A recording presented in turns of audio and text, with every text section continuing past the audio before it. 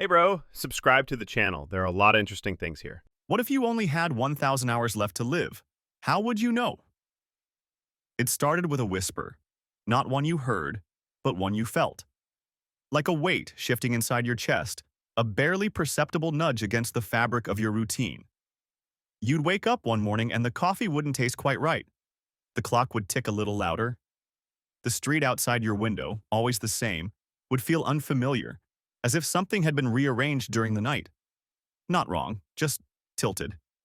People say life is short, but they never say how short. We live as if we're owed 80 years, as if birthdays are checkpoints and decades are guaranteed. But one morning, somewhere, someone wakes up with only 1,000 hours left. And they don't even know it. The truth is, there are signs, not dramatic ones, not lightning bolts or cryptic letters in the mail. Subtle patterns, a flicker of déjà vu that lingers too long. A streetlight flickering only when you pass beneath it. The same song, one you haven't heard in years, playing on 3 different radios in one day. You shrug it off. Coincidence. But deep down, something inside begins to count. Hour 999 passes as you stand in line at the grocery store, staring at the faces around you, suddenly aware of how strange people look when they think no one's watching.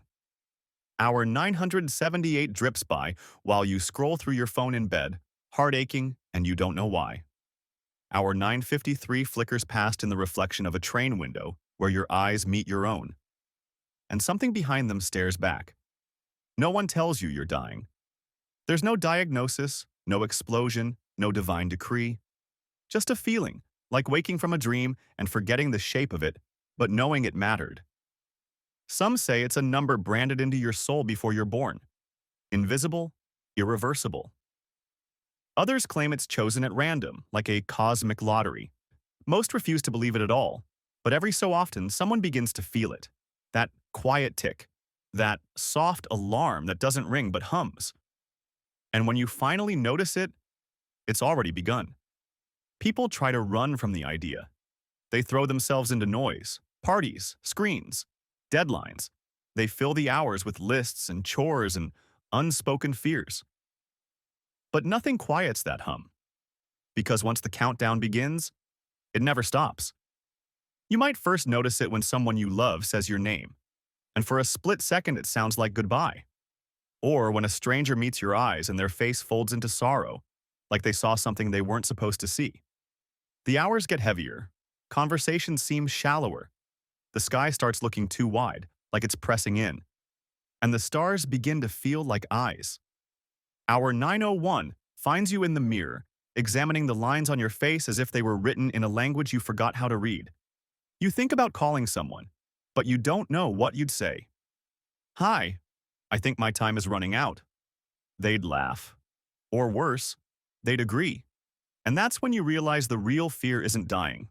It's knowing. Knowing you were given a clock and it's almost done ticking. There are those who try to beat the system. They dig through ancient texts, listen to monks, visit shamans. They think if they can just see the counter, really see it, they can change it. But time doesn't bargain. It doesn't plead or apologize. It only moves. Hour 842 might pass as you lie awake at night, staring at the ceiling, wondering why everything feels thin. Like the world is paper and you're about to fall through it. You start noticing small absences. The birds that stopped singing, the street musician who never returned, the friend who ghosts you without a word. Not out of cruelty, just as if they know. Hour 800 arrives and you stop pretending. You start watching. Not with panic, not yet, but with reverence. Every hour becomes a bead on a string you can't stop threading. The sunset paints your hands gold, and you weep, not because it's ending, but because you finally see it. That's the trick of time. When it's plenty, it hides. When it's scarce, it sings. As you slip into the 700s, things change. Food tastes more vivid. Strangers seem more beautiful. You notice the sound of your own breathing. You feel the pulse in your wrists. The world sharpens.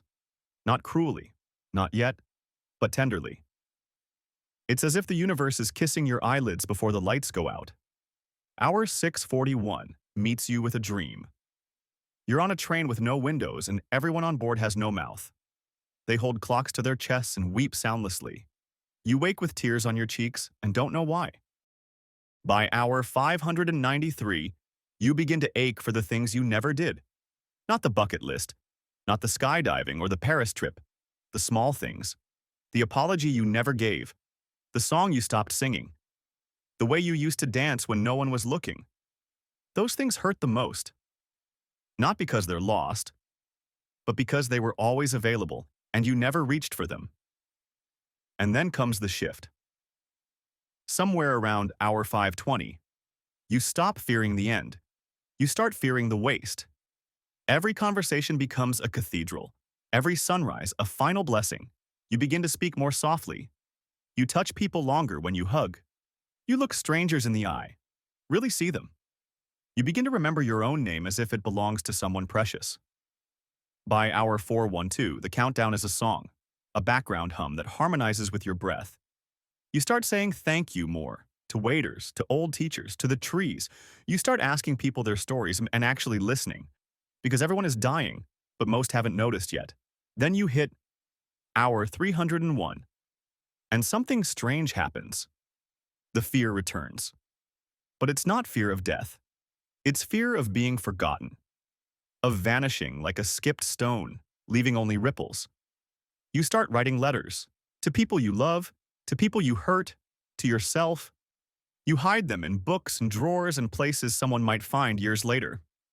Not to explain, just to echo. Hour 212. You walk slower now. Not because you're tired, but because every step matters. You notice the wind, the shape of clouds, the way light hits glass. Children make you cry. So does music, and laughter, and kindness. Everything beautiful starts to feel like it was placed there just for you. At hour 117, you begin to forget why you were afraid at all. The hours ahead aren't about checking boxes anymore.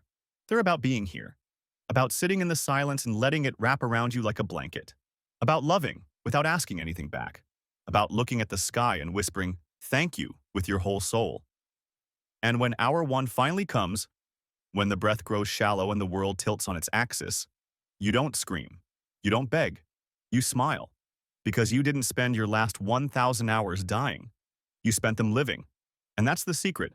We all only ever have 1,000 hours, again and again, day by day. The question isn't how many you have left.